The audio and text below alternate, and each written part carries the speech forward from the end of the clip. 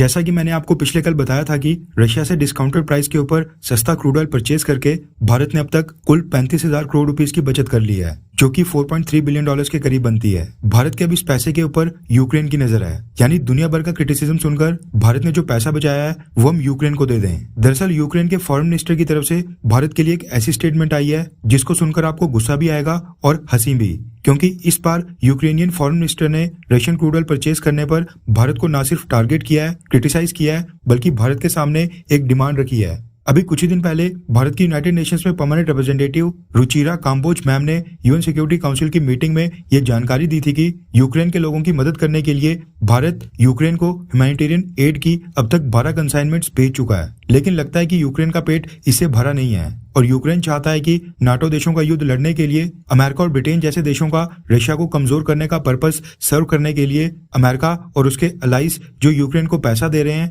Ukraine चाहता है कि भारत भी उसको उसी तरह से फाइनेंशियल एड दे। रेफरेंस के लिए आपकी स्क्रीन के ऊपर ऑप इंडिया के आर्टिकल का स्क्रीनशॉट है, जिसके मुताबिक यूक्रेन के विदेश मंत्री ने एक स्टेटमेंट जारी करके कहा है कि भारत को बैलेंसिंग एक्ट करते हुए यूक्रेन की बड़ी पैमाने पर मदद करनी चाहिए। यूक्रेनियन विदेश मंत्री दमित्रो कुलेबा ने कहा है कि इंडिया आज की डेट में सस्ते रशियन क्रूड ऑयल का फायदा इसलिए उठा पा रहा है क्योंकि रशियन एग्रेशन के कारण यूक्रेन में लोग आज की डेट में मर रहे हैं। रशिया यूक्रेन के ऊपर हमला कर रहा है, अटैक कर रहा है, यूक्रेन के लोगों को मार रहा है, इसलिए ही भारत को रशिया से सस्ता क्रूड ऑयल मिल रहा है। इसलिए अगर भारत इसी तरह से रशिया से सस्ता क्रूड ऑयल परचेज करना चाहता है तो भारत को एक बैलेंसिंग एक्ट करना चाहिए और यूक्रेन की एक्सटेंसिवली यानी बड़े पैमाने पर मदद करनी चाहिए। लार्ज स्केल पर यूक्रेन के लोगों की मदद के लिए हाथ बढ़ाना चाहिए। दमित्रो कुलेबा ने आगे कहा कि दुनिया के सभी देशों को अधिकार है कि वो अपनी अर्थव्यवस्था की बेहतरी के लिए कदम उठाएं, लेकिन एक मैसेज मैं जो भारत में बैठे अपने पार्टनर्स को देना चाहता हूं कि रशिया आपको सस्ता क्रूड ऑयल इसलिए बेच रहा है क्योंकि उसके ऊपर सैंक्शंस लगे हैं। रशिया के ऊपर कई प्रकार का प्रेशर है जो यूक्रेन के ऊपर हमला करने की वजह से ही हो पाया है। इस चीज को ध्यान में रखते हुए